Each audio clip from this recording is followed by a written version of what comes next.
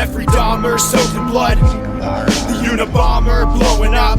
Waco, Texas and Heaven's Gates. Alien modified men from apes. Hitler faked his death and then escaped. Bigfoot and the Mothman. Son of Sam talking to dogs again. Witches, ghosts and goblins. Mysterious noise and hauntings. Dark arts and the skull and bones. Most celebrities are probably cloned. So when you're feeling all alone, grab a beer and get stoned. I welcome you to the podcast Strange Brew. We're here to entertain you. We're here to entertain you. It's about to get strange.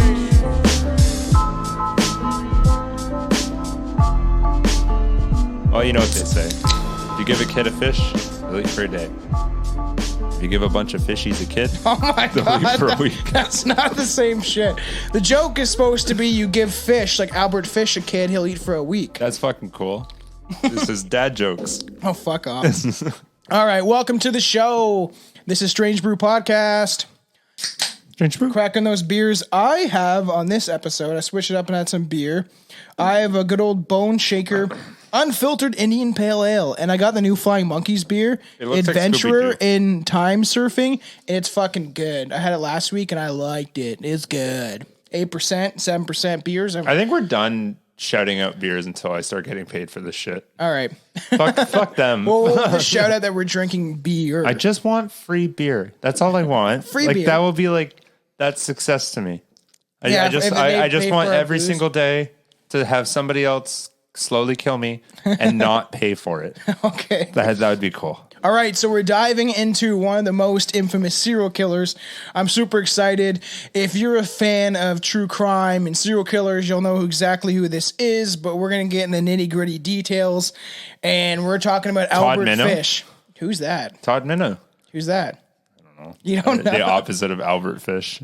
I don't know. All right, so we'll just dive right into it. Let's talk about Albert Fish. So Hamilton Howard, Albert Fish, was known for being one of the most vile pedophiles, serial child killers, and cannibals of all time. Plus, that's a shitty last name. Fish? That's just Just wait to what they used to call him when he was a kid, and that's why he changed his name to Albert Fish, stinky fishy. because his name was Hamilton Fish.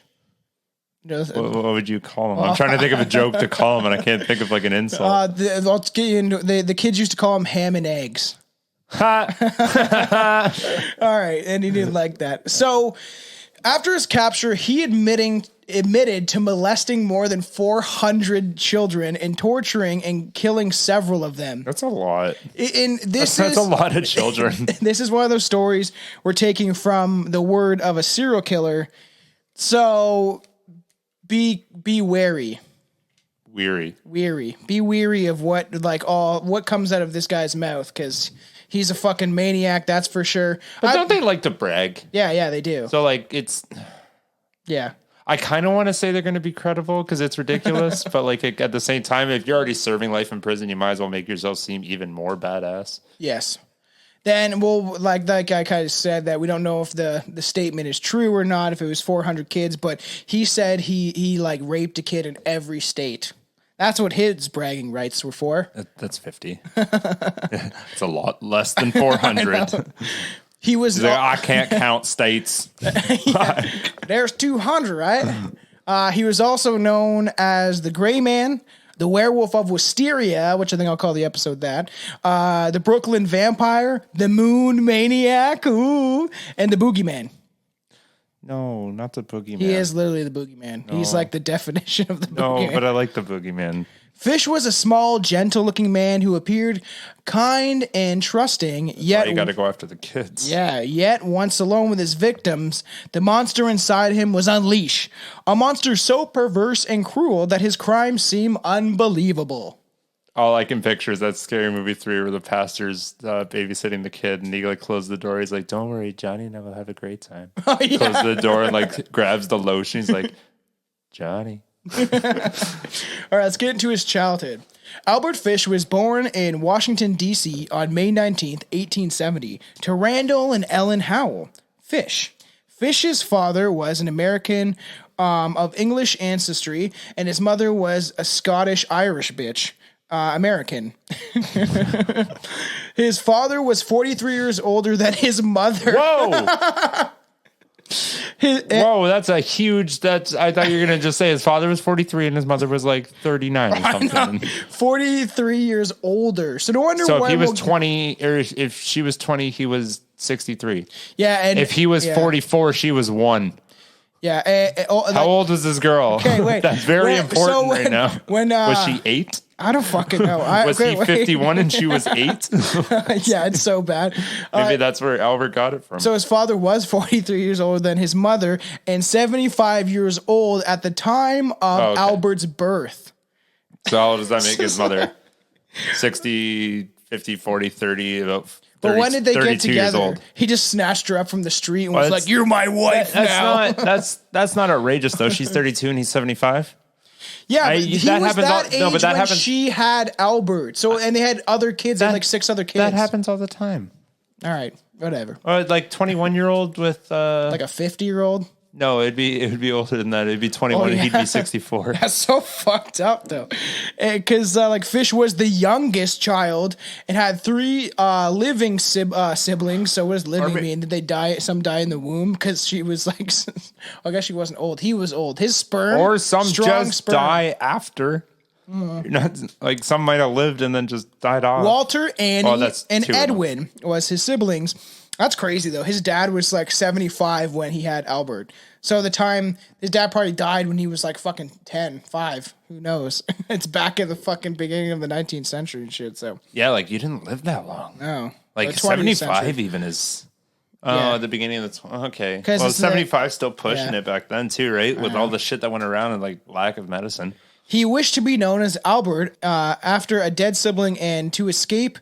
Oh, so after a dead sibling. So he's like, so one of his brothers died. My brother died and his name was Albert. Can I be named Albert because the kids nicknamed me Ham and Egg because I don't like that. Then he was. I think you could still make fun of him. I know. I know. Fish is a bad name. And then he was given to an orphanage in which he spent much of his childhood. And, of course. Yeah. His dad died and his mom's probably like, fuck all these kids. Yeah, and this orphanage. Way too many kids. His dad did die and his mom, we'll get into it, kind of went insane. But probably. She I'm going to go ahead and say she was insane before they had children. Yeah, look who you're fucking. Yeah, an old decrepit man that can still get it hard. Ask yourself, do I have issues? And if so, seek proper counseling. We care about you. Fish's family had a history of mental illness. His uncle suffered from mania. What's mania like, Billy? It has its ups and downs. I'm mania! It's just like freaking out. And then you're calm for a second. You're calm as shit. That was my joke, but okay. One of his brothers was confined in a state mental hospital. Jesus. And his sister Annie was diagnosed. Everybody's just fucked. I know. And his sister Annie was diagnosed with a mental affliction. I don't know what that is. She's just like bipolar, maybe. No, she's probably just a woman, and she's just shouting at everybody for no reason. Okay. Okay. 3 other relatives were diagnosed with mental illness, and his mother had oral and visual hallucinations. Oral hallucinations. Pardon? AURAL. Oral? Is it? Are you trying to say like she was hearing shit? Yes. Yeah. So I don't know what word you're trying to get at here. All right. She had hallucinations. She wasn't dreaming. She was sucking cock. I don't think that she was hallucinating constantly. So Fish's father, Randall, was a riverboat captain, and by 1870, a fertilizer manufacturer. So Albert was used to smelling shit all day, and we'll get to something very disgusting later, which maybe if he's already had his foot in the door, and then this guy just pushed him in there. You'll see. Billy, you don't know much about Albert Fish, do you? Honestly, like to be completely honest, yes, I work. Yeah, I understand that's what I do. But you've never heard. So like, I think I heard his name, and like I just for the most part, like up until like you're saying people that don't that know about serial killers don't work. No. Because those people are going to be the ones that come after you. I'm saying as an adult, I never like as a kid I wasn't interested, and as an adult I don't have time to look up fucking anything. Okay. You only get to look up to the sky and wish you could commit suicide. Honestly, a lot of nights more than others, but all right. So and those are only on smoke breaks. Get back to fucking work. The elder Fish died. They hurt me. Okay, the elder Fish died in 1875. The elder Fish. Does sound weird. I am old fish.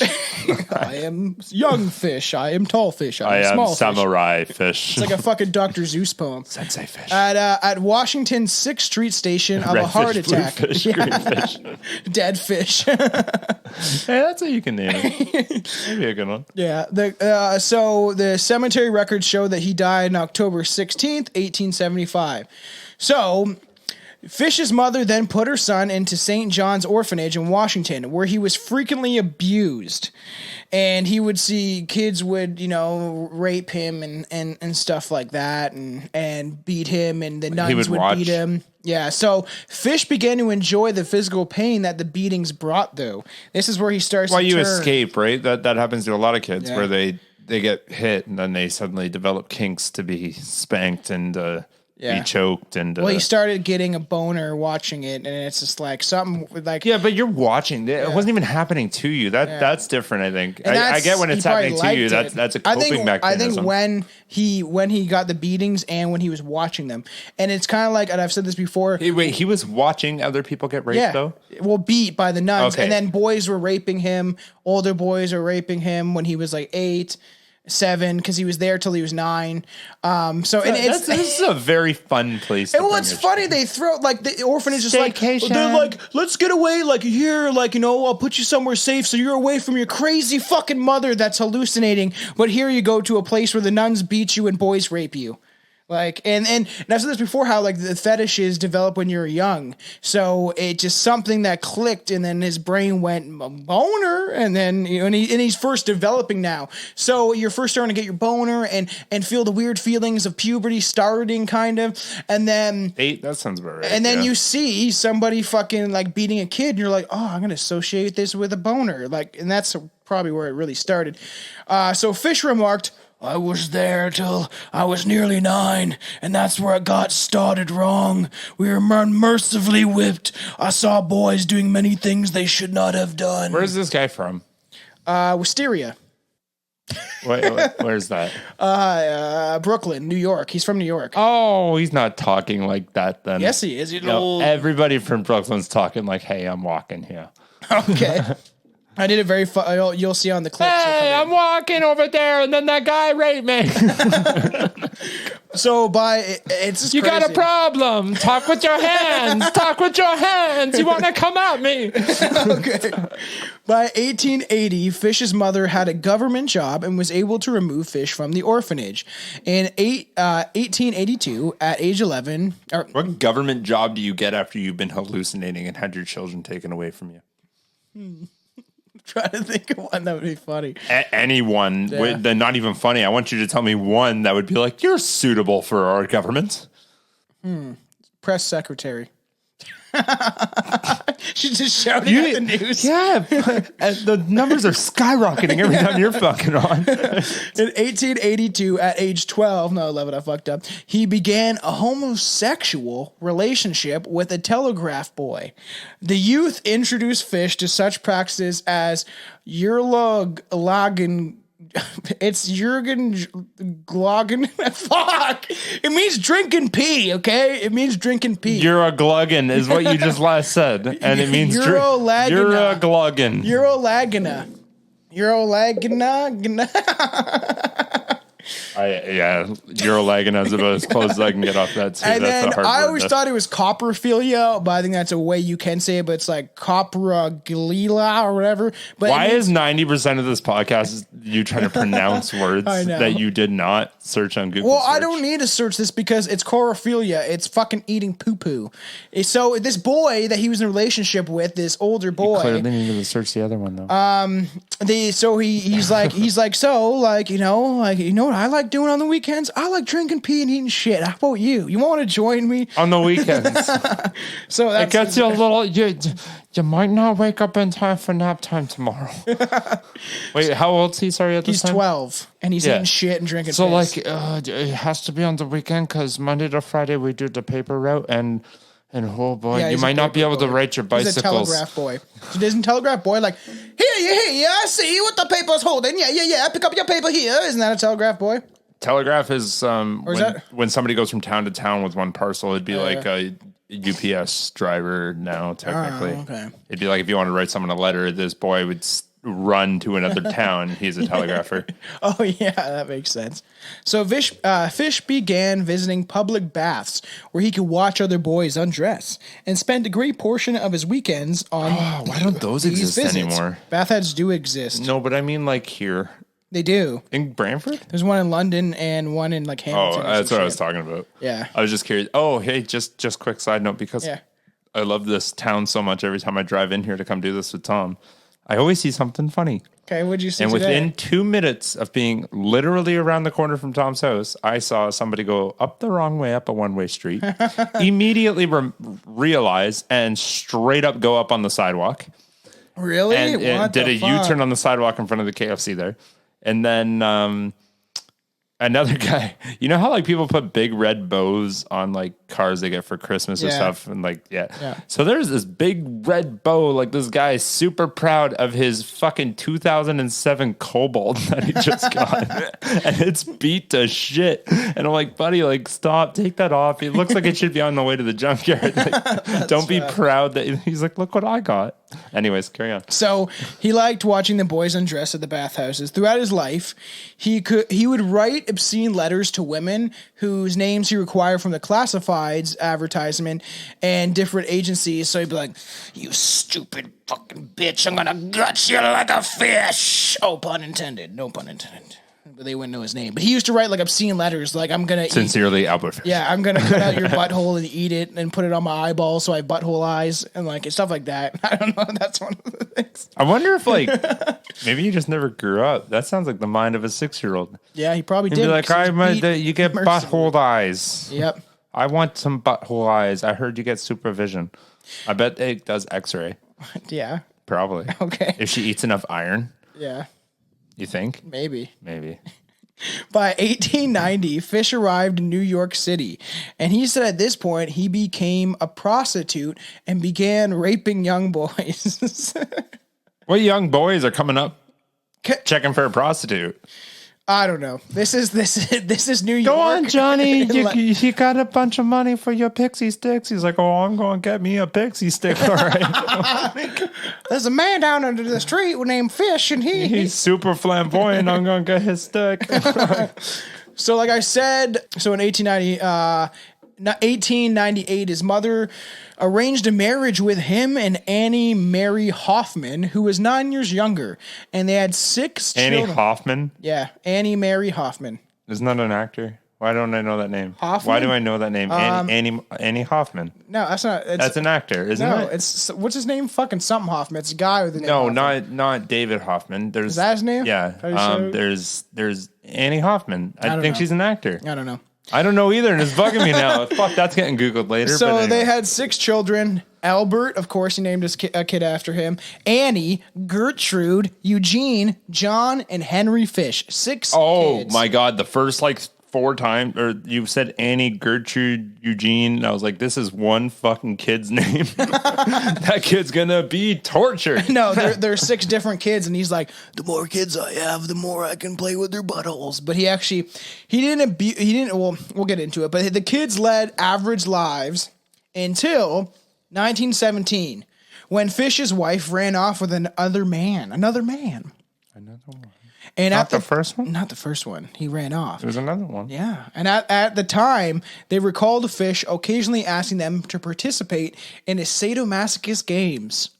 Here we go. We got the sadomasochist games. We got butt torture at coming up. At the fucking carnival. Come here. $5 get you 3 touches. Do you like pins getting shoved in your penis? Well, we got a game for you.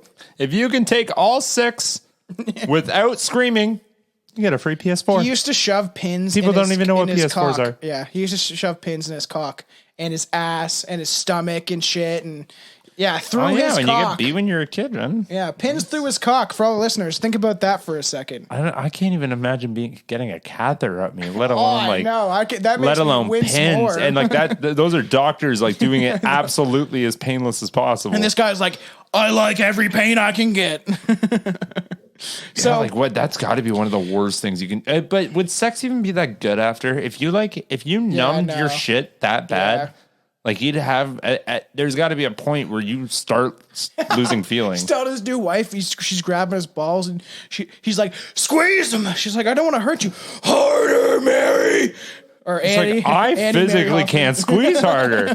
I think they just popped in my hand. He's like, harder. And that's why we stopped at 6. Yeah. In one such game, he was asked the children to paddle him with a nail-filled paddle until blood ran down his legs. Spank me, children, spank me. It's like, Daddy, I don't want to hit you anymore. Your asshole's bleeding. Told you, this one's going to be graphic. Just a spike paddle. Oh, for all the listeners, this one's going to be extremely graphic, just so you know. What the fuck isn't graphic anymore? Just carry on. Anyone who's listening right now, unless it's your first episode, if this is your first episode, maybe go back a few, work your way up. Yeah, and the beginning episodes we're very drunk on, so just be prepared if you're going to go back to the beginning. That's what everyone does too. Anytime I ever ask anybody, everyone's like, yeah, I went there, and he's like, you were fucking loaded. I know, all the time. I remember. Oh my God. I remember some of them. I re-listened to the female serial killer episode just to I was listening to older ones just to I'm skimming through them to see if there's anything I needed to delete. And it was pretty, so we were good but sloppy. It was fun, but we didn't know how to not over talk each other and shit. And it was fun, but a fun shit show in a sense. So I already said he liked pushing needles deep into his skin. And then he started having hallucinations. Burp. He started having, that's what we used to do a lot, and I'm trying to stop burping so much, but I got that beer in me. So he began to have auditory hallucinations. Hey, Albert. Wait, you just, that was the word last time. Auditory. No, but it was something else. It was maybe the past tense of that? No, fuck. He once wrapped himself in a carpet, saying that he was following instructions from John the Apostle. You know, fuck. He said everyone's gonna die that's not in carpet. He's like, his kids come home and he's like, let's go, Jesus. And he's wrapped up, fucking hallucinating. And his kids are like, okay, we're gonna go down to the corner store. We gotta leave Daddy alone for an hour. Yeah, he's tripping fucking hard. Tripping balls. It was at this time that Fish began to indulge in self-harm. He would embed needles into his groin and abdomen. I know. Just the feeling of something going in there. Fuck. In there. He's a very sick puppy, that's for sure. So after I wouldn't want to have a fight with that guy, man. Yeah, so we'll get into the, this is a point kind of thing. But after his arrest, when they gave him an X-ray, he had fucking 29 needles lodged into his pelvic region. Like lodged, like lost? Yes. Like he shoved them in there and he left them in there for so long that the skin grew over. We'll post a picture of the X-ray on the Strange Brew Hoseheads page. The pin. Yeah, he just pushed them in so far that they got lost and they healed and they were stuck inside of his body. And we'll get to the ending, but something kind of fucked up happened when they tried to fry him. So he also hit himself popcorn. repeatedly with a nail-studded paddle and inserted. This is the most fucked up one. Okay, so he would douse wool in lighter fluid. Wool. Stick it in his anus and light it on fire. Whoa. Gives a whole new meaning to the Blue Angel. Yeah, no fucking shit. And where do you... Imagine if he farted. Yeah. Boom. Fucking... But where do you get that? Where do you get that in your head? What makes you be like, that turns me on? Like, how do you find that out that I like this? I like when my asshole burns. He's like, he ate spicy food and he's like, what could be next? It could happen. Yeah, I can see that. If you had like food poisoning or something, and I'm sure, honestly, God, that's all they had back then. Half the food they ate was fucking garbage. Oh, well, we'll get into it. What was the stat on that? He fed his kids fucking raw meat. 20%. It's got maybe not quite that high, but almost that high. 20% of people before the year 1800 died of diarrhea. Yeah, cholera. I think that's cholera. Cholera, where you shit yourself to death. There's literally everybody just did that just because of the food they're like, and we can't fix this. I think we talked about. Remember Toronto? Toronto is on top. Under Toronto is just a bunch of fucking bodies because during the 1800s or whatever, or 1900s. I always like the 1800. No, never mind. I always say I always say the 20th century is the 1900s, but I always want to call it the 19th century but that's the 1800s. It's confusing. It's not. You just minus one. It's not very confusing. All right. So like, and there was bodies under Toronto, and like a amount of people just died of cholera, and then they just left their bodies there because like a mudslide happened or something. I can't remember the exact mudslide. I can't remember the exact details, but a bunch of bodies got lost essentially. But that's actually nuts though. Like, could you like? Because I think like everyone's had that moment where you're on the toilet and you're like, I need to leave because my asshole's bleeding right now.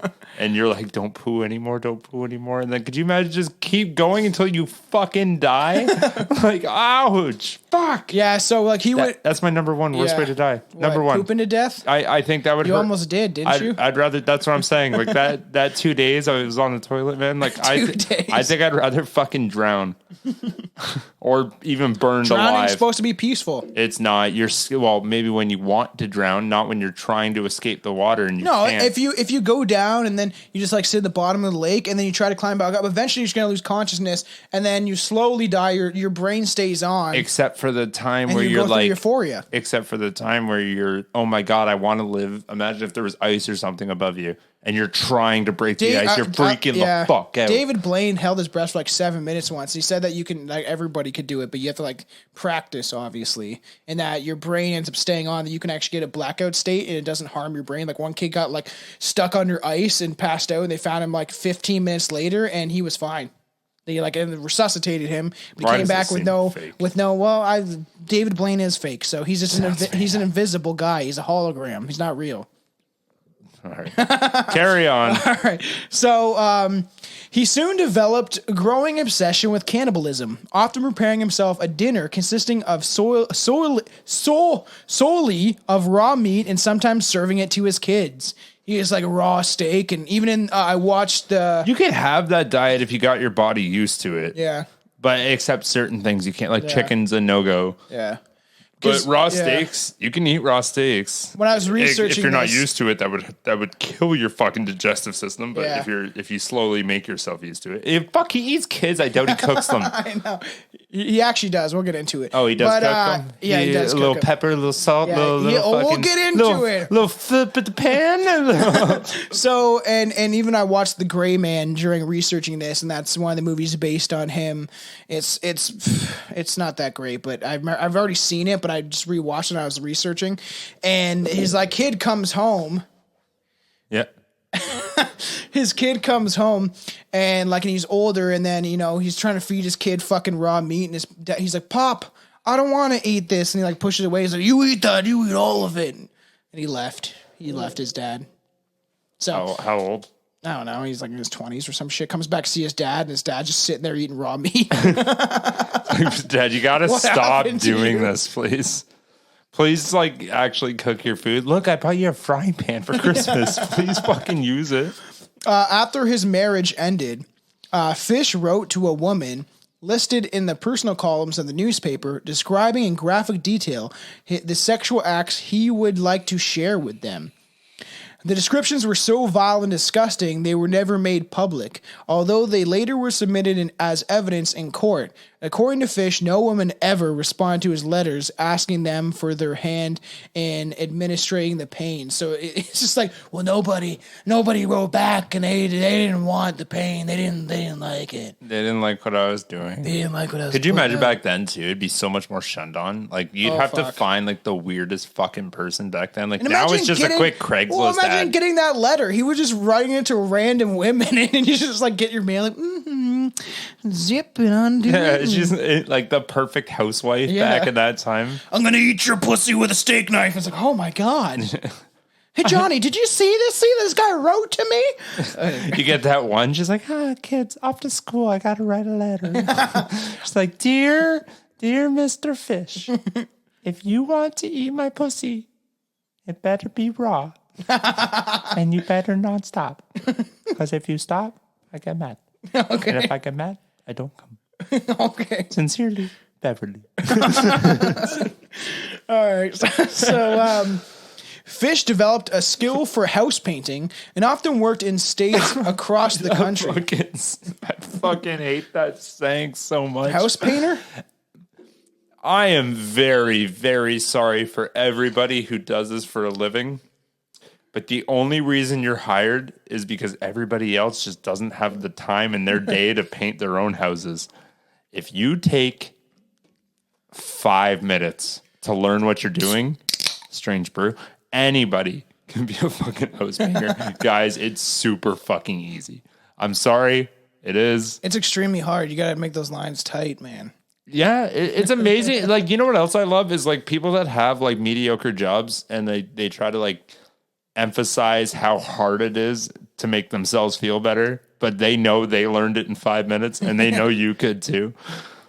I painted 100 rooms, man. Have you? Not 100. I painted like 5 rooms. Billy lived in an insane asylum for about a year, and they asked him to paint every room in the every insane day. asylum, and that's what he Not 100. I painted 5 fucking rooms. The thing is, from and the I've skill, never been taught, and it always looks great. From the skill of painting, Billy became sane again. He became proud of his work, like Albert Fish Here's was. don't go to school, kids. Here's the biggest tip. Put tape on the places you don't want to get paint on. Okay. Other than that, you're pretty fucking solid. So, he developed the skills as a house painter. Some believed he selected states largely populated with African Americans because he thought police would spend less time searching for a killer of African American children rather than a Caucasian child. Smart. Not good, but not smart. Wrong at the time. Yeah, that's what I mean. Smart. Especially. Yeah, nobody gave a fuck. I said I said the one. Honestly, strange even today, ones, man. Yeah. I said the one strange ones that I watched the Lovecraft Country, and H.P. Lovecraft was a renowned racist, but a very good author, and wrote very weird horror books. What did he write again? I know that name. A bunch of horror what's stories. like big ones? The Necronomicon. But supposedly he didn't write it; that he got it from somebody. Okay, no, but other big ones. Why have I heard? I've heard that name a bunch of times. You know Cthulhu, the creature Cthulhu. Yes, that's right. Yeah. That's exactly where I heard that. So in the show, it shows like, this is like in the show, I think it's the 1940s, and even in the 1940s, it shows how bad African Americans had it, where like cops would be like, don't be driving around past sundown. If the sun goes down, they're gonna pretty much like kill you. Yeah, done. And string you up. So like in the one part in the show, they're like driving and the cops are chasing them, but once they hit the next county, the cops leave them alone, but then other cops chase them, and it's like, yeah, but fuck cops. Can you imagine just doing a U-turn through the cops because the cops like leave because they think you're gone, and then they come back, and then they leave, and then they come back, and you're doing fucking donuts on the county line. So trying to make light of a very terrible fucking situation. Thus, he selected black children to endure his tortures using his quotations instruments of hell. I thought you were gonna say painting skills. He's got the flick of the wrist, right, with that knife, which included the paddle, a meat cleaver, and knives. He loved his torturing devices. He called them his instruments of hell. Damn. Yeah. So he said he'd continue molesting children, mostly boys younger than the age 6. He later recounted an incident in which a male lover took him to Waxworks Museum, where Fish was fascinated by the bisection of a penis. After that, he became obsessed with sexual mutilation. He just became obsessed with it. In 1903, What the fuck was that? I don't know. In 1903, he was arrested for grand larceny, convicted, and incarcerated. Grand larceny. What did he steal? A couple boys' dicks. Put him in I don't fucking know. A couple. I don't know where I didn't find that. You didn't see what he stole? He was convicted of grand larceny, and you didn't find out what he did? He just probably stole some. I don't know. Grand larceny. What's the cap on that? Isn't that over? That's over 50,000. Yeah, probably. I think I Maybe might robbed be a bank. wrong on that, but like, yeah, that's that. So, I really want to know what he did. He was incarcerated in Sing Sing. Well, if you know... Sing Sing? Sing Sing. If you listeners know... Sorry, oh my God. You could always go to strangebrewpodcast@gmail.com if you want to talk to me or fucking Billy or look on the Strange Brews hose heads, all you fuckers. But yeah, so around 1910, while he was working in Wilmington, Delaware... Wait, what the fuck just happened? I said, can we find out what he did? And he said, y'all can go to strangebrew.com. No, and tell me if you know. Do you know why? Okay. Do you know And then you're just like, and I need somebody to talk to, please. if you know why he was arrested for grand larceny, put it on the fucking Facebook page, the group page, or send me an email that I'll mention on an episode. You think because this is 2021 and it's about to get crazy. Do you think like maybe he could what? Get charged for stealing a kid? And maybe was kidnapping a thing back then? Or would it just be called grand larceny? You kidnapped 6 black boys, grand larceny. If it was 1, we wouldn't care, but it's 6, so we care.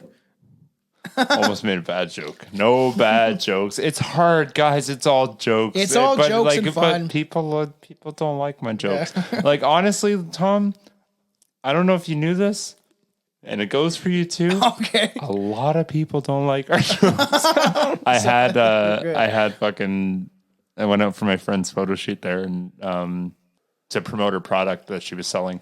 Yeah, and she was asking me ideas, and her father was around, and we're talking, and I had like good ideas like for campaign marketing, but they're all like kind of borderline. Like, I think they're funny. Yeah. Other people probably won't. And her dad's killing himself. He's like dying laughing. He's like, I'm using that. And I'm like, you need to remember, a lot of people don't like me. I know you enjoy this. Yeah. But this is not for the general public. That's why the fans are the hose heads. You have a Canadian dark sense of humor like us, even if you're not from Canada.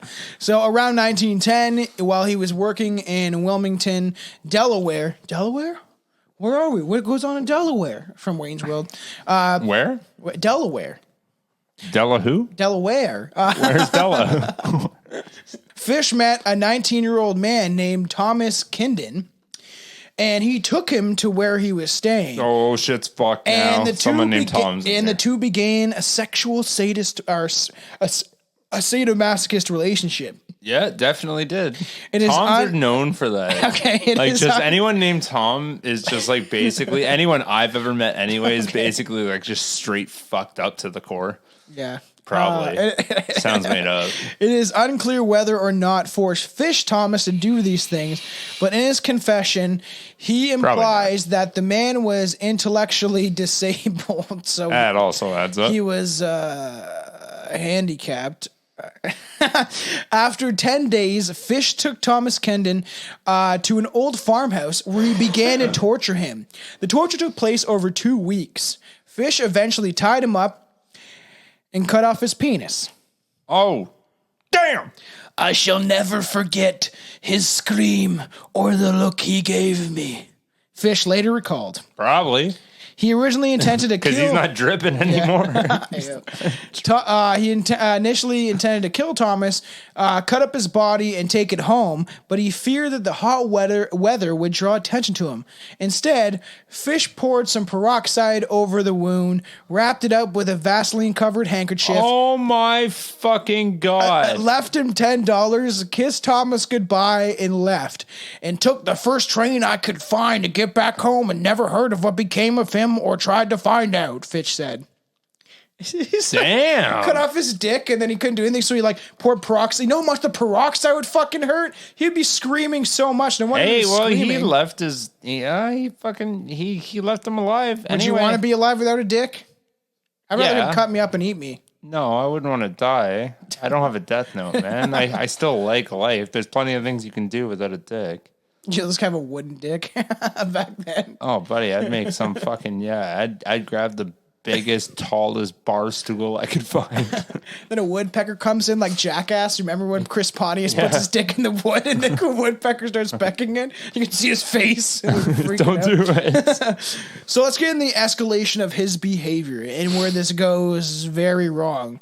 In about 1919, Fish stabbed what you said, and it's funny how they call it intellectually disabled boy. So he was just not as smart as the rest of them. And that was in That's Georgia. a good way to put it. Washington. Oh, that's a good way to put it. But he chose people who were either mentally handicapped or African American as his victims, explaining that he assumed these people would not be missed when killed. Fish would later claim to occasionally paid boys to procure other children for him. Like, hey, come over here, Johnny. You got any friends? I'll give you got 20 any friends? What friend don't you like? He's like, well, I don't like this guy named Billy. He always picks on me. He's like, send Billy my way. That's when he gets caught because Billy knows fuck karate. Cut off your fucking foreskin and eats it. Fish tortured, and Billy's like, look, I'm cut now. Look, Fish ate it for me, and now I'm cut. Fish tortured me. Could you do that with a piranha? Ew, I don't want to think about that. Fish tortured, mutilated, and murdered young children with his implements of hell. Oh, it's implements or instruments, whatever he wants to call them. And it was he also had a handsaw. He had a meat cleaver, he said, a butcher knife. He liked his toys, as he called them. But on July 11th... Those are all basic equipment that anybody can purchase. Maybe back in the day it'd be harder. Yeah, maybe. On July 11th, 1924, Fish found 8-year-old Beatrice Keel playing alone on her parents' farm on Staten Island, New York. He offered her money to come and help him look for some rhubarb. Not rutabaga. That's something different. What the fuck? How'd you fuck that one up? I don't know. You added like 14 letters. Hey, Beatrice, you wanna come search for some rutabaga? Yeah. Rhubarb? She was about to leave the farm with her mother till her mother chased Fish away. Get out of here! It's like slapping fucking damn right. Yeah, solid mom there. Yeah, I know. Fish left, but never returned to the barn. Fish left, but returned later to the barn where he tried to sleep, but discovered by Beatrice's father. He tried to sleep the same place that someone just chased him out of. I feel like he was. There was no other options. Well, I feel like he was just a vagabond. Was probably the only good barn there's gonna be. Might as well take my chances. Maybe he wants to try and get her again or something. But like, he seems like at this time he was like a vagabond. He was just walking from place to place. Yeah, but he seems painting houses. He seems smarter than that because he's fuck. He sounds like a Mexican. Walking with it, he literally has 2 paint cans and a paintbrush, and he's like, "Okay, I got white." And I go, white. Who wants their house painted? I'm allowed to say that, by the way. I'm Mexican. Anyways, but like you just said, like he wanders from place to place, and he's smarter than to try to go back and get a girl. He is pretty smart. That was getting chased away. Yeah, he literally like even utilized the fact that he could do this to black people and do this to handicapped people and do this to people that the police genuinely did not care about. At the time, you would be like, well, the police are chasing the black people out of the town or not letting them eat at a restaurant because they're black. So No. Okay, no, but you caught that. But I'm saying now, why would he do something so stupid as to go back to a place that he was just shooed away from? I don't know. So, yeah. So anyways, he goes there and sleeps and then what? Dad comes out and forces him to leave. Yeah. Why wouldn't the dad fucking kill him? I know. God, that guy would have he'd have more missing teeth than me. Okay. During 1924. I only got 1. Okay. I'm saying he'd have 2 missing teeth. The 54-year-old Fish suffered from, he suffered from psychosis, which can happen if you do too much 54. Cocaine. Yeah. Well, he got older than that. We'll find out. But he felt like God was commanding him to torture and sexually mutilate children. It's God's like, hey, Albert, you know what I would love and Jesus would love too? We all did this for you. Yeah. God doesn't like children, so you can kill them. He only likes them if they grow up past 20. Yeah. All right. But wait, would there be no part of your head that'd be like, maybe that's the devil. Yeah, he I don't is. think that's This God is literally anymore. the fucking Boogey Man. This guy is fucked. But shortly before his abduction of Grace Budd, this is the famous part of the story. Fish attempted to test his instruments of hell on children he had been molesting, named Cyril Quinn. Quinn and his friends were playing box ball on the sidewalk. Bunch of box ball. It's just the a ball. fuck's a box ball? They're just throwing a ball into a box. Oh, Foursquare. No, it's like basketball. No. Okay, maybe box ball is probably Foursquare. What's Foursquare? You've never played that in elementary school where there's 1, 2, 3, 4 and it's in a box and you got to throw the ball into somebody else's corner of the square, and then if they don't catch it, Oh yeah, they're out. You get to whip the ball at their balls. No, you don't do that because that's how you get eliminated. Remember wall 'cause ball? We played good. Wall ball. He just whipped tennis balls at people. Oh, that was a good one. Yeah, and I the like teachers wall had to ball. fucking ban that shit. Oh, we still played wall ball. No, they had to stop us from doing it. I think because we're doing it in grade 7 and 6 and 7. Because you guys and are by getting too 8 strong and you're Yeah. getting it to the back of kids' heads. Yeah, we used to whip it at people. So, like, they're playing on the side of the sidewalk, and then Fish asked them if they had eaten lunch. And when they said they had not, he invited them to his apartment for sandwiches. While the two boys, some sandwiches. while the two boys were wrestling on Fish's bed, they dislodged. They his, were wrestling Yeah, on his. like, oh, boys. While they're normally just wrestling on his bed. They dislodged his mattress, and underneath was a knife, a small handsaw, and a meat cleaver. And the boys became so frightened they ran out of the apartment. You don't want to play no more, Mr. Fish. How old was Fish at the time? Would you say 54 50? Yeah, -ish. fucking. So why are the boys playing on his mattress? Because he's giving them sandwiches, and he's like, I got a bed over here. I'm like, oh my God, a bed? Because they're used to sleeping on the ground or some shit. Oh yeah, they're This is- either handicapped or African American. Yeah. So Probably not so well off. They probably didn't have beds. To be honest. Fish remarried on February 6, 1930 in Waterloo, New York. So obviously his wife fucking ran out on him.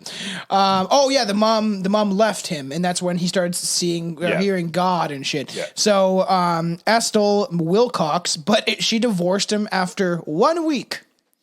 The first thing he said was like, a day How after. long were they married? A week. Or no, how long were they dating? Sorry, I meant. Probably like a week. They're dating for a week and they married for a week. Hey, and she's back like, then "I'm you're fucking like, out." you're a woman, you're a man. Do you want to get married? Like that's how it went. Like you get married so quickly. Much. My fucking grandparents met at a fucking blind date and they got married like fucking a day later. It's not a day, but like a couple months later or some shit.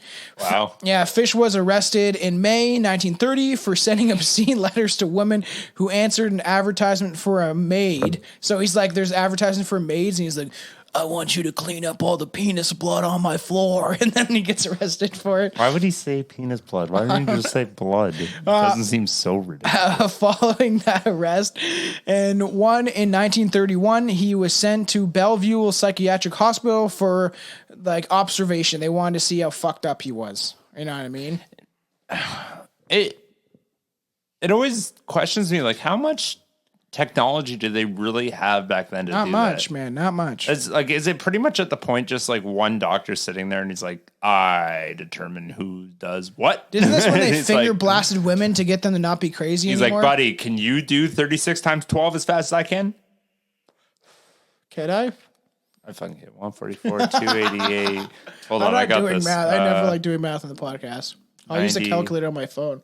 288 is 20 times 12. Oh, we're not doing math. I got on this that one goddamn anyway. shit. But anyways, fucking Yeah. is that what it is? Just one guy's smarter than the other guys, and then like he determines what's what with everybody? Because Your like they goddamn probably phone didn't have What? like all the technology and equipment to like deter what's actually No. wrong with your brain. He and held his shit. balls and then he was like, no cancer. Yeah, this guy's probably pretty fucked. So, This guy's got cancer. so if you My dog, come in here. Henry. smell his balls, does he have cancer? Okay, so we're gonna get in the murder of Grace Budd. This is the infamous. If you know anything about this case, this is the very famous in the letter that we're gonna get to. So, on May 25th, 1928, Fish saw a classified advertisement in the Sunday edition of the New York World that read, "Young man, 18, wishes position in country. Edward Budd, 406 West 15th Street." On May And put his fucking address. Yeah, which is, because back then it was like everyone wishes what? Sorry? He wishes for work in the country, wishes position in country. Oh, he wants his citizenship. Maybe. He needs work, essentially. But on May 28th, Fish, then 58 years old, visited the Budd family in Manhattan under the pretense of hiring Edward. He later confessed that he planned to tie Edward up, mutilate him, and wanted to leave him to bleed to death. But Fish introduced himself as Frank Howard, a farmer from Farmingdale. It's like, I'm a farmer, and I'm from Farmingdale. That's all we do down there. Also in New York. He promised to hire... he also promised to... You want to move to Farmingdale? What's your profession? Oh, I'm a restaurant worker. Nope. Goodbye. Do you like fucking cows? Do you farm? No, well, I don't think Farmingdale's a place for you, son. Sir, have you ever had intercourse with a goat? No, sir, I have not. You're not welcome in Farmingdale. I've definitely said this before, but now I know where it's from. The guy that invented or found out about milk definitely came from Farmingdale. Or Arkansas. Yeah. Just sucking the tits of the cows. So he promised to hire Bud and his friend Willie and said he would send for them in a few days. Fish failed to show up, but he sent a telegram to the Bud family apologizing and sent a later date. He's like, well, I was too busy fucking a kid in his ass and cutting off his balls. So I'll be back. And then the kid put up a little bit. So he obviously was doing something fucked up probably in the meantime. Because the fact that he remembered that he still wanted to do this is fucked up. And so when Fish returned, he met Edward's younger sister, Grace Budd. He apparently changed his intended victim from Edward to Grace, as quickly made up a story about having. He made up the story about attending his niece's birthday party. He convinced the parents, Delia Flanagan, it's like Flanagan, Delia Flanagan and Albert Budd the first to let Grace. Man, people love naming their kids Albert back then. Albert's a big name. Albert Budd, Albert Fish, yeah. Albert. Now, Albert Einstein. Do you know anyone that's named Albert now? Albert Einstein. No, like now, today. Do you have a friend named Albert? I do not. Or Fat Albert. That was a big name. Fat Albert, yeah. Hey. now it's. I'm trying to think. Like, what's the short form for Albert? Al. Oh, I work with the guy named Al, and we call him Santa Claus because he's fat and has a big beard. His name's probably Albert. Yeah. Okay. Yeah, I gotta call him out. Still rare. Be like, do you know that name doesn't exist really anymore? I'm sure it does. No, nobody named their kid Albert now unless you want. Someone shout out. Right. Give me an Albert. Hey, is there a fan named Albert out there? Follow the Strange Brews hose heads, you fucking hose heads. So let's listen to us make fun of your stupid fucking name. All right. So Thomas will never die, and neither will William. Honestly, like there's a lot of people that still name their kids Tom and Will. So. Or Bill, or whatever. Well, Will is Bill, but Will is Bill. I love that. Actually, that's a quick funny thing too. I'll never fucking forget that because people don't like. We definitely talked about this before. There's a significant amount of people that don't understand that Billy is short form for William. I know. And I remember I got in trouble at work one day. I was doing something I shouldn't, and all I heard in the back is William. And one of the servers looked over and she's like, "What's a William?" And I was like, "What?" I feel like you've said that before. What the fuck's what? What did you just say? That's my name. Yeah. William, did you put your balls in that man's sandwich? I did it once. So, so he said, that he wanted to take Grace to the party with him that evening. The elder Albert Budd was a porter for the United States Life Insurance Society. There's a life insurance society back then. That life insurance society was probably getting fucked. Everybody was dying. Yep. Grace, or you're getting a lot of money because everyone's paying for it. And being like, you know what we'll do? We'll just make sure your kids have enough money to get by for a year, and we'll take the rest. So Grace had a younger sister, Beatrice. Well, yeah, Beatrice is a big name, too. He just got chased from... Beatrice, I that's know. a gross Yeah, I know. It is a gross name. Sorry if anyone's named Beatrice. It's really gross. Two older Change your brothers, name. Edward and George. Unless and you're younger hot. brother. If you're hot and your name's Beatrice, I don't care what your name is. Okay. If you're hot enough. Okay. You better be good looking. Billy's eyes. So, and then obviously she had a younger brother. I don't know whether I go into the family detail, but there's a Albert Budd too, number 2, the second, the second, not the first. No. But the So next one. Grace left with Fish that day, but never to return. This guy's a fucking reporter for life insurance, but he's gonna blast you In the ass. So the police arrested 66-year-old Superintendent Charles Edward Pope on September 5th, 1930 as a suspect in Grace's disappearance. They arrested him, but not the fucking Well, guy they that don't know took his Grace name. away. They don't know his name. It's just like, that guy looks old enough. Pretty fucking close to him. This guy's like, I didn't do shit. But this is funny. He was accused by Pope's estranged wife. So at Charles Edward Pope, so Charles's wife, his estranged wife, She's like, my ex probably seems like he'd do something like that. He's fucking crazy. That's amazing how many, what's that, the third reference to divorce back in the I know. 1900s? Which is surprising, actually. But back then, it's like, you need a really good excuse. Like, well, no, because... You need to be like, actually, I'm going to die if I don't get there. His second wife divorced him, but his first wife just left. And that was the way to do it back then. You just packed up and left and started a new life somewhere else. And, Yeah. And you know what you would do? And nobody could know what you catch would you, do? yeah. You would just find another man with money. Yeah. And you would just go that way because women didn't have a hard time getting jobs back then. You were either a maid or you work as a housewife. I work as a housewife? Yes, you do. So he spent... Yes, you do. This guy spent 108 days in jail between his arrest and trial on December 22nd, 1930. He was found not guilty. He's like, I didn't do this shit. Not my fault. My wife hates me. So in November, I remember one time he said he wanted to do it. And like, I was really scared, and that's why I left. And then You he know must what have he did said? it, and that's where that girl came from. And then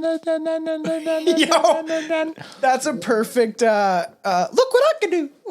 Fucking. That's my thing. What's his name? Dude, I literally just from S&T or S&T SNL. Mad TV. It's Mad TV Stewart. Oh, that was an SNL skit, I thought. No, Yeah, it's and he it's does- Mad TV. You almost said SCTV. Yeah. There's a lot. I thought that was sketch SNL. comedies. No, it was Mad TV. Was it Mad TV? Yes, it was. Yeah, Stewart is his name for sure.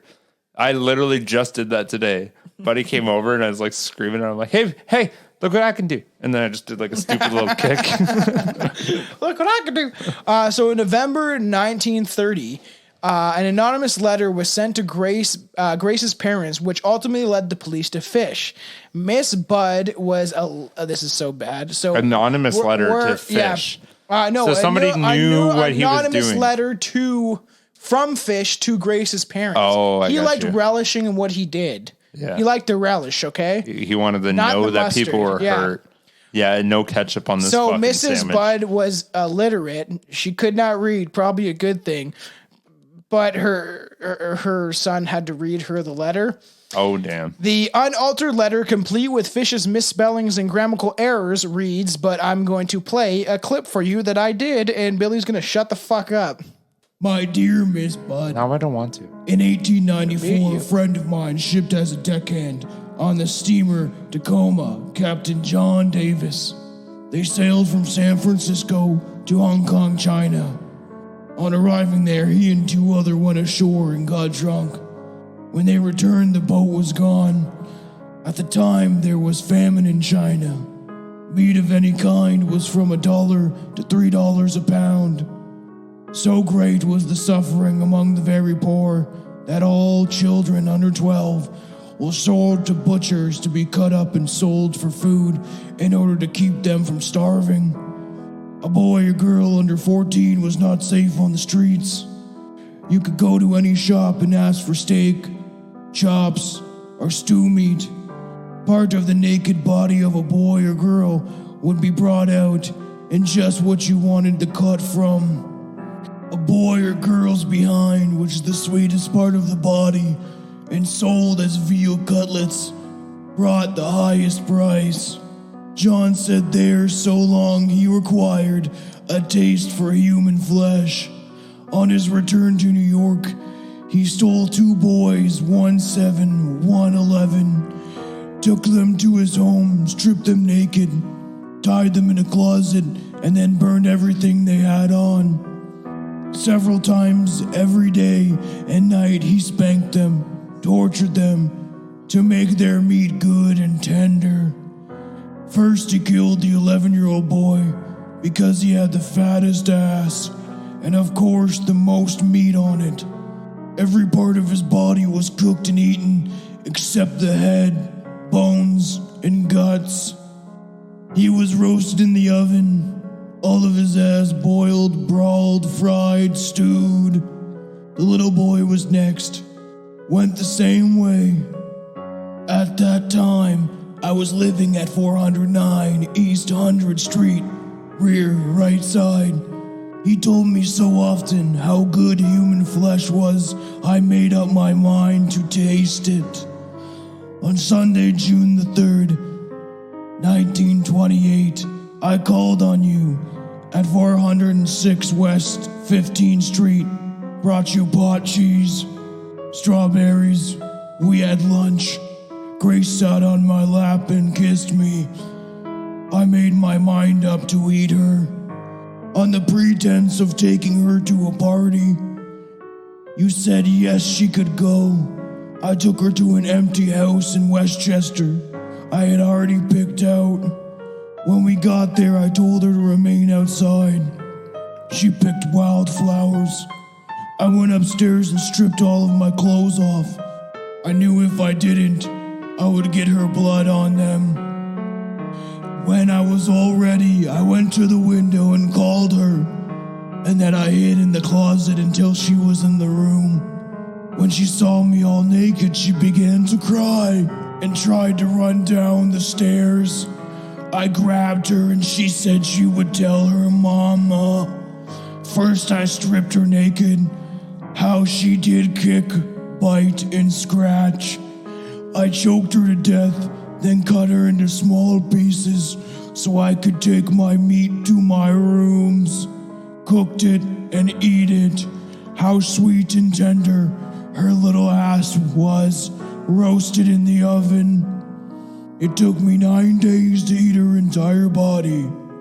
I did not fuck her, though I could have if I wished. She died a virgin. It's not fucked. Oh my god! Like What the fuck? he wrote that shit to her parents, man. Not only so He said like that part about He had the fattest ass. my biggest. This shouldn't be my biggest takeaway from this, but my biggest takeaway was, okay, you're writing this letter, you're trying to relish, and you're like, hey, I just want you to know I did it. Why would you... He didn't say his name, though.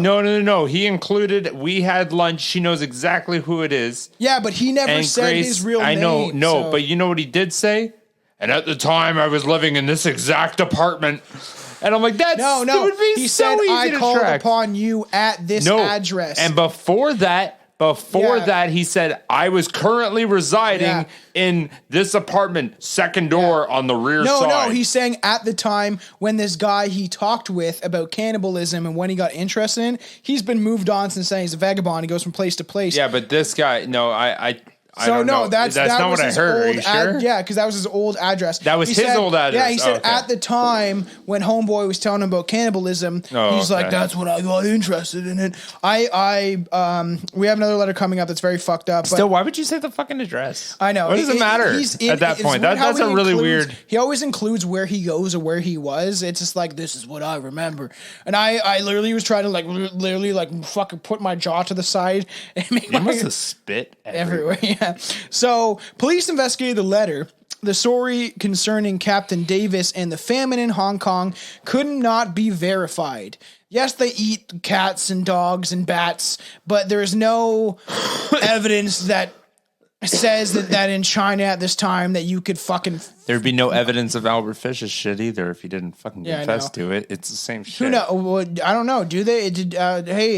Hey, Chinese people. Did you eat children when there was it's famine? People that are alive right now, maybe they are, especially listening to our podcast, would not know, but maybe someone's great grandfather did. Yeah, so the part of the letter concerning the murder of Grace Budd, however, was found to be accurate in its description of the kidnapping and the sequence of events, although we don't know about the China shit.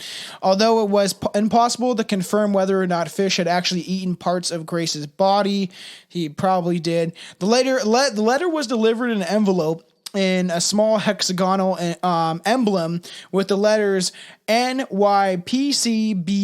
representing the New York Private Chamfer, I don't know what the fuck that word is, Benevolent Association. Okay. So what does that mean? But this is actually good police work for fucking weird, because a janitor at the company told the police he had taken some of the stationery home, but left this at his room at 200 East 52nd Street, where he moved out, so they could trace Albert Fish to this letter from the stamp, which is pretty crazy that the police, good job. Okay, so the janitor took the stamp?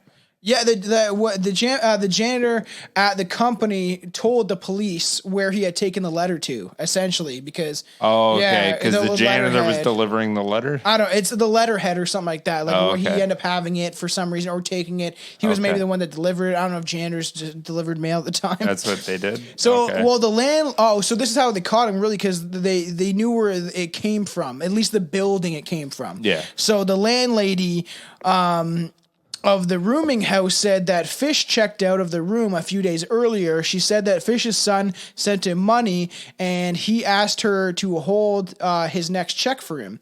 William F. King was the chief investigator for the case, and he waited outside of the room until Fish returned. Fish agreed to go to the headquarters for questioning, then brandished a razor blade. So he had a razor blade with him too for some reason. Was that under his tongue? Probably like a gangsta shit. Goddamn gangsta. The King disarmed Fish and took him to. So he had a razor blade. He wanted to actually cut up the police officer, but they disarmed him from his little razor blade. I'm gonna gut you like a fish. I'm gonna gut you like a fish. So Fish made no attempt to deny the murder of Grace Budd, saying that he meant to go to the house to kill Grace's brother, Edward. Fish said, "It never even entered my mind to rape the girl." But he later claimed to his attorney that while kneeling on Grace's chest and strangling her, he did have two involuntary ejaculations. What? Yeah, so when he was strangling her, he had his fucking knee. Well, I guess, we talked about his past from getting boners from that shit. Squirt, man. Why would you need a rape? You already came, and not once. It's just so funny. How long were you strangling this girl? He really got more off. Impressive, how fast can you come after coming once already? You come and then it's like 30 seconds later and it's like, here I go again. It's crazy how we can joke so much about old cases and it's just jokes and fun, but then when we did the Chris Watts episode, I don't like that. It was too recent. It was too recent. The information was used at a trial to make the claim of kidnapping was sexually motivated, thus avoiding any mention of cannibalism. So they didn't really try to bring that in trial. Damn. But during the night of July 14th, 1924, 9-year-old Francis Mcdowell was reported missing by his parents. He failed to return home after playing catch with his friends in Port Richmond neighborhood, Staten Island. He didn't have a baseball glove either. It was just like all my white friends have it, but I don't. Yeah. A search was organized and found his body hanging by a tree in a wooded area near his home. He had been sexually assaulted and then strangled with his suspenders. That's a way to go. Oh, damn. Yeah, I know. With his own clothes. Yeah, that's how you kill Steve Urkel. That's a bad... Yeah, fuck. That's a bad choice of fucking clothing that day there, bud. If you just wore like a shoelace on your belt, like you might get strangled by a shoelace. Yeah, but you might have been able to cut through that. Yeah. Can't cut through no suspenders. Those things are thick as fuck. So according to the autopsy, Mcdowell had suffered extensive lacerations to his legs and abdomen, and his left hamstring had been almost entirely stripped of his flesh. Oh my god. Fish his leg, that's a lot of muscle there, though. You like to eat. Yeah, but the muscle, I thought it was fat that was good. Like eating the muscle, I didn't think was that. So Fish refused to claim responsibility for this, although he later stated that he intended to castrate the boy, but fled when he heard someone approaching the area.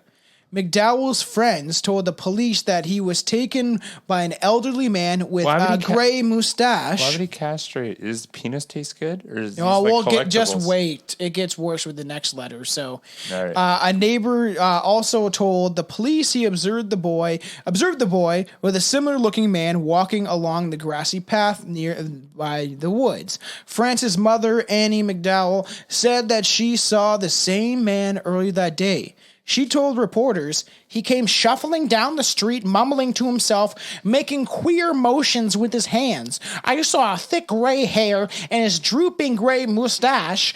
Everything about him seemed faded and gray, and that's why he's called the Gray Man. You old fuck. He's just old. The description resulted in a mysterious stranger becoming known as the Gray Man.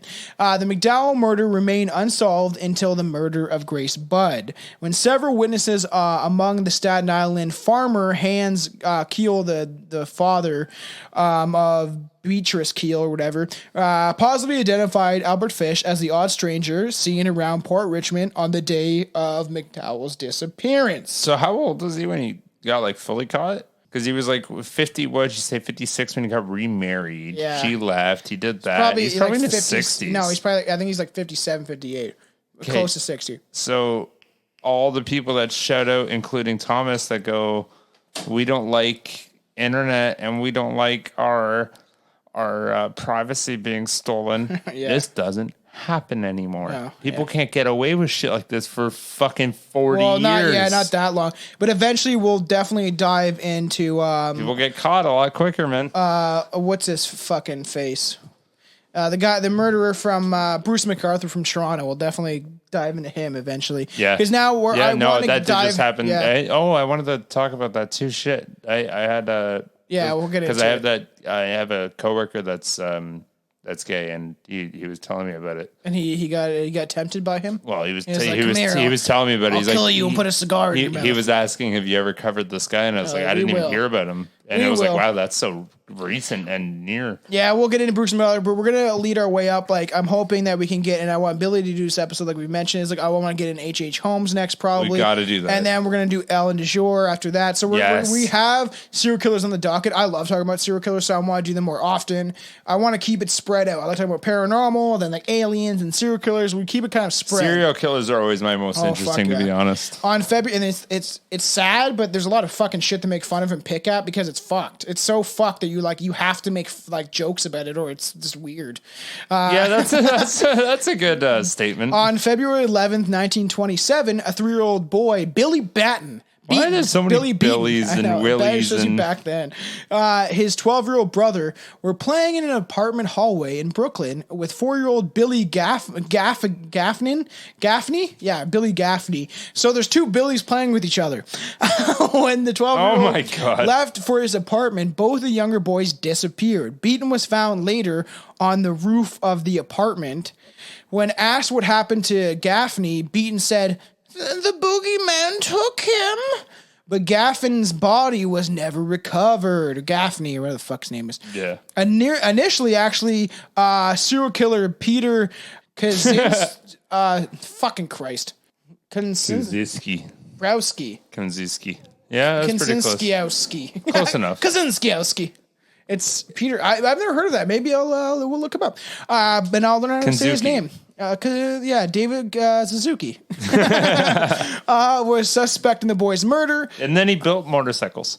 Yeah, and then weird. Then Joseph Meehan, a motorman, on the Brooklyn trolley, saw a picture of Fish in the newspaper and identified him as the old man who he saw on February 11th in 1927. The old man had been trying to quiet a little boy that was sitting with him on a trolley. Shut the fuck up! Shut the fuck up! Okay, shut up! The boy was... Did you have a twitch? Yeah. The boy was not wearing a jacket and was crying for his mother, Mommy, and was dragged by the man on and off the trolley. Beaton's description of the Boogey Man matched Fish. Police matched the description of the child to Gaffney's. Detectives of the Manhattan Missing Persons Bureau were able to establish that Fish was employed as a house painter by Brooklyn Real Estate Company during February 1927. So this is how they trace everything to all these witness accounts, because back then there's not DNA and Eventually, shit. you can do that, yeah. So on the day that people are a lot more honest, I'm sure, back then, to be like, or helpful to be like, yeah, I definitely did, or think I saw that guy. Now, if you saw a picture like that, you'd be like, maybe I did. Maybe I didn't. I'm not going to bother the police with it, because it might be wrong. So on the day that Gaffney's disappearance, he was working at a location a few miles from where a boy was abducted. And Fish claimed the following in his letter to his employee. Get ready for this one, children. I brought him to Rikers Ave dumps. There's a house that stands alone, not far from where I took him.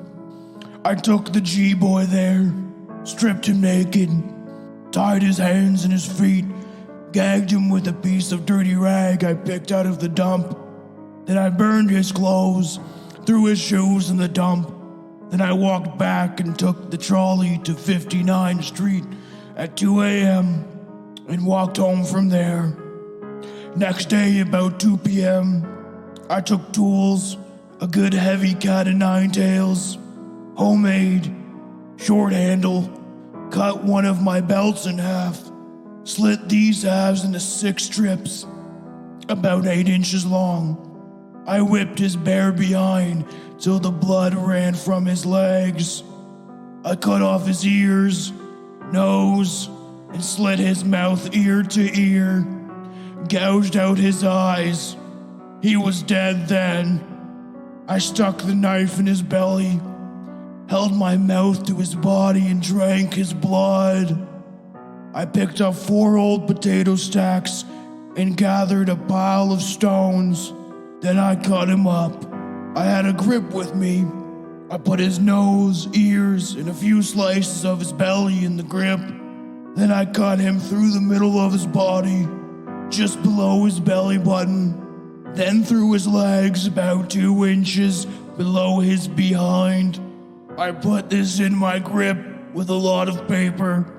I cut off his head, feet, arms, hands, and legs below the knee. This I put into sacks weighed with stones, tied the ends and threw them into the pools of the slimy water you will see along the road going to North Beach. Water is 3 to 4 feet deep. They sank at once. I came home with my meat. I had the front of his body I liked best, his monkey and peewees, and nice little fat behind roast in the oven and eat. I made stew out of his ears, nose, pieces of his face and belly, put onions, carrots, turnips, celery, salt and pepper. It was good. Then I split the cheeks of his behind open, cut off his monkey and peewees and washed them first. I put strips of bacon on each cheek of his behind and put it in the oven. Then I picked 4 onions, and when the meat had roasted about a quarter of an hour, I poured about a pint of water over it with gravy and put it in the onions. At frequent intervals, I basted his behind with a wooden spoon so the meat would be nice and juicy.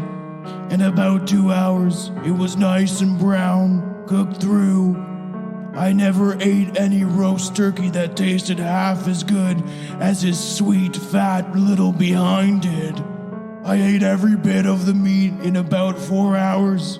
His little monkey was as sweet as a nut, but his peewees I could not chew. Threw them in the toilet. Ah! Yep, in the toilet. So isn't that fucked up? That like, in reading that off, I'm like, oh my god. He calls his dick his little monkey, and then he says he couldn't eat his testicles because they were hard to chew, so he threw them in the toilet. Can we just like negate the fact that he's eating kids and like let's say that if he had this passion for meat that wasn't children, this motherfucker could be on Gordon Ramsay. Yeah, I just like how creepy it is. Like he's the creepiest. I feel like out of well, he's like explaining a recipe with children in it. He's literally like he is the like I would like that's why they brandished him like one of the like most fucked up serial killers because the way he describes it, how he's like proud of it, he doesn't give a fuck, and it's just like his little peewees is just like so disgusting. Man. Well, when you're 60, when you're caught, you're like, I had a good life. Yeah, I had a lot of children. Like he did. Did he live long in incarceration? Do you know? We'll get into it. So already, okay. So we're getting the trial and execution. And that letter's fucked. That letter's so fucked though. Just like how he describes it is like it's so disgusting. Why is this letter public? All serial killer shit's public. Yeah, but back in the 1900s, you don't think it would be? People want to know. That would be a lot more discreet. No, yeah, people want to know who did it or why, but not what their letter read. Oh, I think I have some of the things. It's just like the Bible where everything just kind of gets retranslated. Yeah. Well, I have. Is that actually what his letter said? Yes, yeah. That was like do we know that? Yes. That was his letter to his lawyer. That is kept in an archive somewhere. That is like just like the Grace Budd letter. It's put in evidence. That is like 2 letters. Yeah, but that's what I mean. I understand that, but it's the information that we as the general public have. Do we know that that's actually what he said, or did somebody take his words and twist them? This is 100% fact of what he wrote. How do you know that? Because they're in archives, man. He wrote to his lawyer. Archives mean? They published this already. This has been published. Exactly, man. right there. No, whatever. but right there. No, listen though, right there though. Yeah. That fact that he wrote them to his lawyer and they're in archives. I mean, people can't see them. I'm pretty sure they were read at his trial. Okay. So this is real. That's evidence. A little bit more, but like I was just saying, maybe even the lawyer's like, this is good, but we can make this more fucked up. No, it could happen. No. You can't say that it's not possible. Okay, I'm saying this is possible. Verbatim what he said. Okay, but you're saying it could be possible. No, I'm not saying that. Somebody said, yeah. Let's make this more fucked up. Yeah, but that not. And this maybe time. that newspaper article blossomed into something else, and maybe that's what we have on Earth. Sure, but that's not true. You don't know these are verbatim what he wrote. Were you there? Yes, I was. I was the. I was there. I was telling him what I've told you. I've been in every century. I'm just reincarnated. So the trial, and I'm always in everything I talk about. So Albert Fish's trial for the murder of Grace Budd began on March 11th, 1935, in White Plains, New York. Frederick P. Close presided as the judge, and Westchester Country Chief Assistant District Attorney Albert F. Gallagher was the prosecuting attorney. Fish's defense counsel was James Dempsey, a former prosecutor for time. That's another what? It's a boxer. Dempsey. Yeah, Jack Dempsey was a very famous boxer. More back than in the that, day. no, I don't know. Well, I don't know who you're talking about. I don't only know Jack Dempsey. That's another last name. Jack Dempsey was a crazy boxer. And at the time, Mayor Peekskill, New York. The trial lasted. I skilled my peak when I was like 18. The trial lasted for 10 days. Fish pleaded insanity and claimed to have heard voices from God telling him to kill children. And you remember what we talked about when we talked about Ed Gein? Ed Gein was the only serial killer to actually got the insanity plea. The only one. So Fish pleaded insanity, said he was hearing voices. Several psychiatrists testified about Fish's sexual fetishes, which included sadism. I think it's just flogging, essentially floggings where you get flogged by shit. I don't know what's happening like right now. Slapped your ass, man. Oh, okay, that's called flogging? Yeah, flogging. I like to be spanked? Yes. Is that a very fancy term for spank? Because they're flogging Molly. An exhibitionist, you know what that is? somebody that goes to different places and searches for things? No, exhibitionist or exhibitionism is you like to show off your privates and be naked and stuff like that. Oh my God, that's actually a fucking profession. I'm an exhibitionist. Yes, means you go to different places and you search for things that people haven't searched for yet. Voyeurism. Again, another one where you go to places and search for things that people haven't searched for. Is watching people get naked without their... Why do people keep taking these words from honest professional jobs? So voyeurism is something... I'm a voyeurist. I go to different places that nobody's experienced. I don't know what this one is. Christopher Columbus was a voyeurist. Okay, sure. And an exhibitionist. Okay, sure. He's probably fucked up too. I don't know. Pequerism. I don't know what that is. Cannibalism. I'm gonna say corophilia because that's what I know it as. Anyways, this fucking Europrophilia. This goddamn psychiatrist just rhymed off a list of reasons why he was not insane. Megalolagia, pedophilia, necrophilia, and necrophilia. Yeah. He said he never fucked the dead kids. We don't know that, but he said he didn't. But the psychiatrist analyzed him and probably talked to him. He's like, yeah, you're fine. I would do it. I fucked that dead kid. Yeah, I did. Probably be like, I would if I was horny. Dempsey in his note noted that Fish was a psychiatric phenomenon, like that he was we haven't done that in a while, and nowhere in legal or drunk, medical, that's or you should be driving home, or medical records was there another individual who possesses so many sexual abnormalities. He was into everything. It's like Miley Cyrus. She's like, I like everything. Oh my God.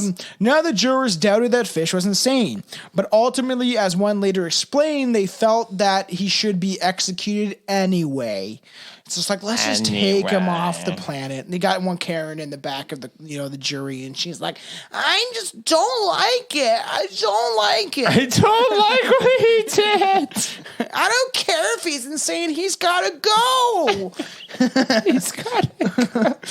They found him to be sane and guilty. I feel bad for everyone with the name Karen now. He's gotta go.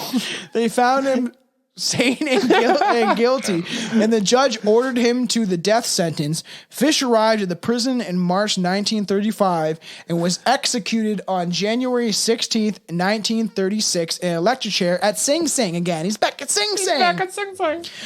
He entered the chamber at 11:06 p.m. and was pronounced dead 3 minutes later. He was buried in Sing Sing Prison Cemetery. Fish is said to have helped the executor position the electrodes on his body. He's like, I want him like here. He puts one on his balls. He's like, I want one here, and on his like fucking penis, his peewee, or is it no? It's the peewee. It's weird. Like peewees are where the nuts, and the little monkey wears the dick. So, and his last words, little monkey. His last words were reportedly, I don't even know why I'm here. It's just like, how do you not know why you're here? I told them everything, and I said, like, you're gonna let me go now, right?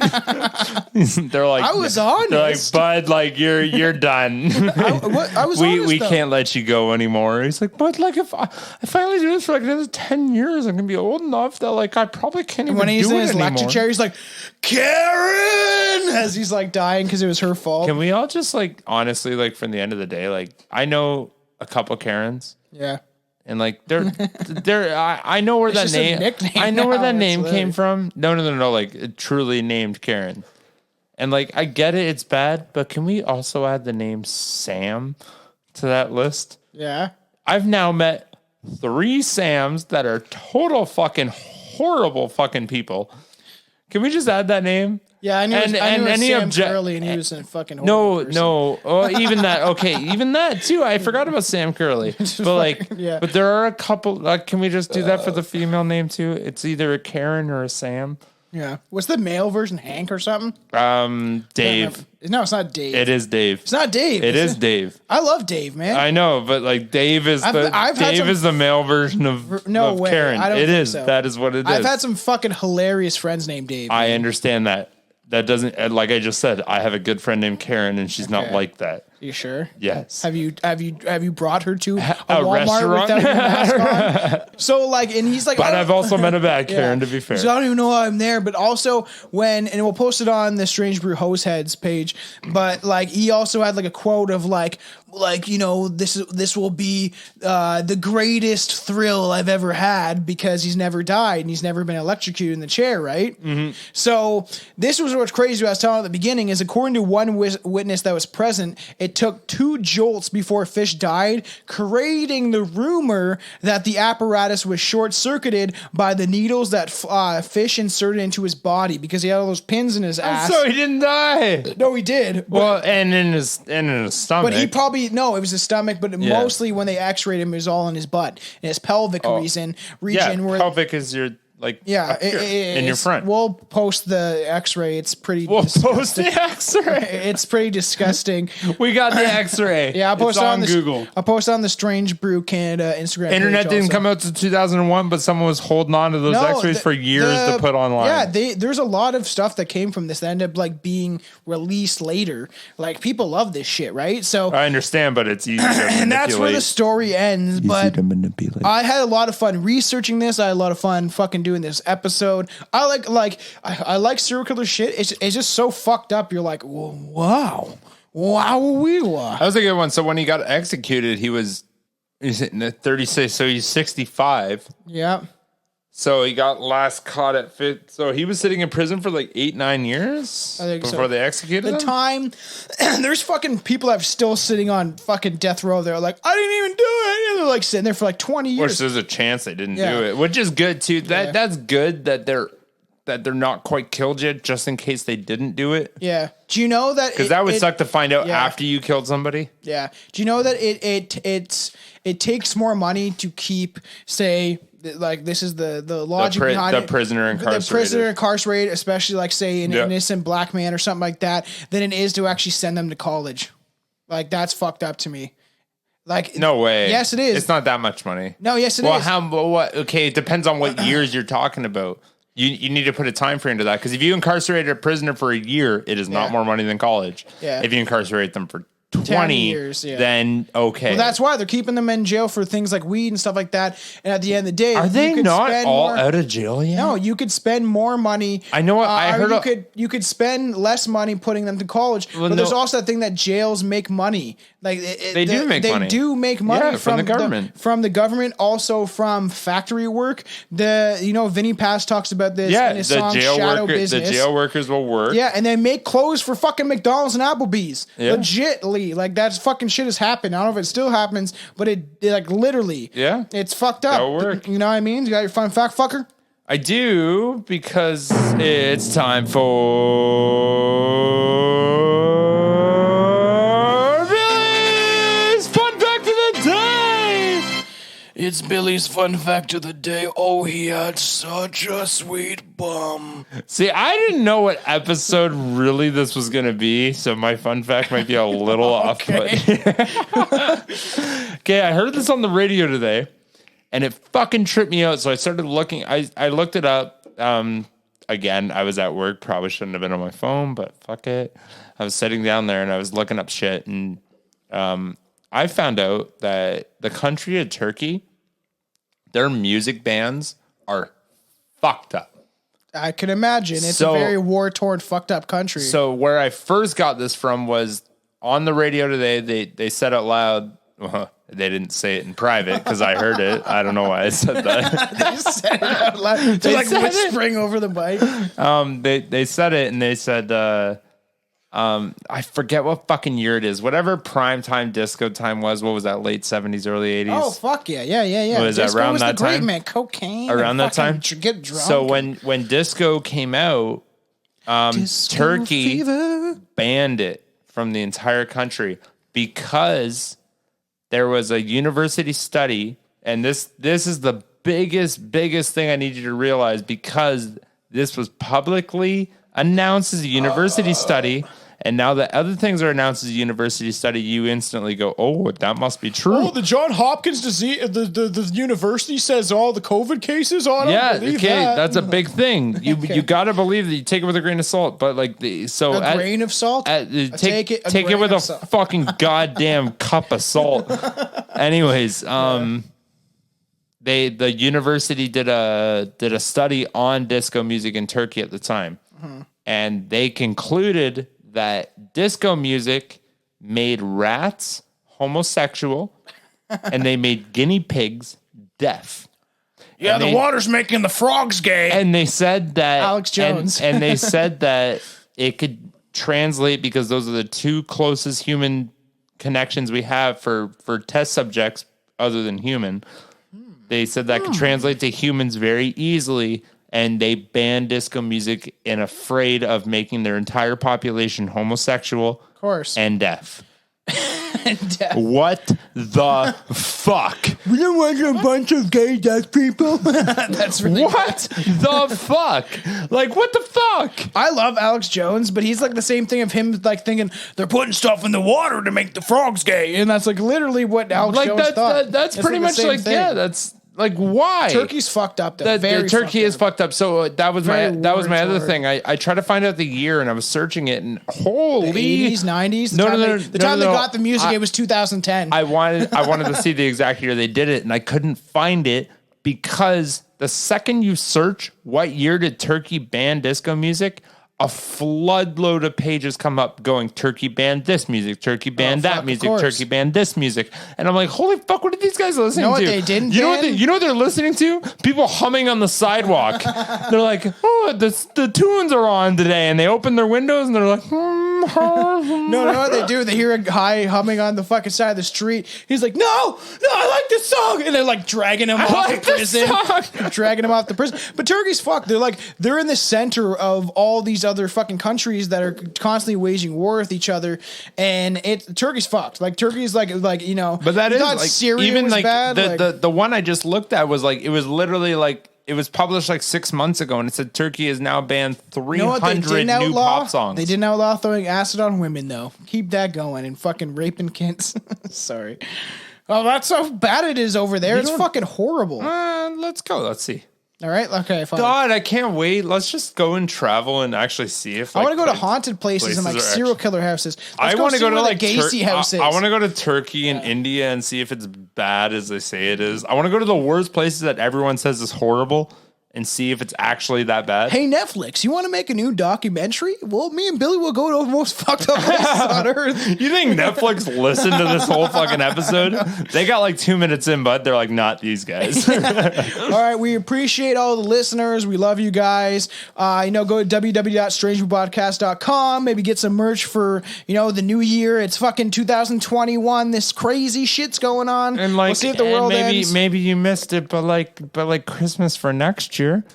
What are we doing next year? No, I mean like we'll get Christmas shirts or something because Christmas is the best holiday ever. I'll try to create some the graphics for Christmas t-shirts or something. But follow the pages, all you hose heads. Even right now in January, I'd buy a sweater. Yeah, go check out on YouTube. Hopefully we'll have out the Christmas episode. Hopefully you guys listen to it already. But we have a lot of fun stuff coming up. It's exciting. H.H. Holmes, Alan Leisure. Yeah. Alan Leisure, your own hometown Canadian serial killer. Is he actually... I don't know if he's classified as a serial killer. Oh, great. But he's fucked up. All right. Either way, it's fucked. All right, we love you. Take care. Take care. Kisses. Don't get the vid. Tomcat Freestyle 2014. Yo. The world is coming to an end. 2012 was not it. You're all fucking stupid. Check out my lyrical flow. I don't give a fuck if you hear me though, or the words that I have to say, because I know that this galaxy is nothing but a simulation. But I'm sick of waiting as I'm hailing nicotine, and I'm a sick fiend for a drug. You better see that I've already unplugged myself from the matrix. Now I see that hell we've invaded.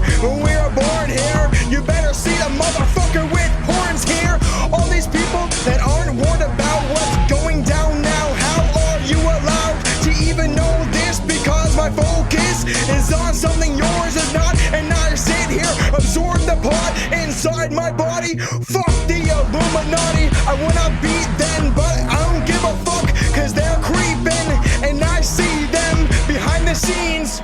But I realize we're all dying in need of a cure for all these diseases, but I'm sure they have one, but they don't think we need it, cause they're killing off the population. And I'm sick of all this control. I'm living inside a hole. My soul is trying to escape from this paradigm. You better see where we're going, but you'll be prepared in time. When you see it coming up, everyone runs the streets like a chicken with their head cut off. They don't realize the lies that are abundant. All these people that don't know nothing. That was just a little taste, motherfuckers. Just a little. Holographic world. Tom fucking Cat.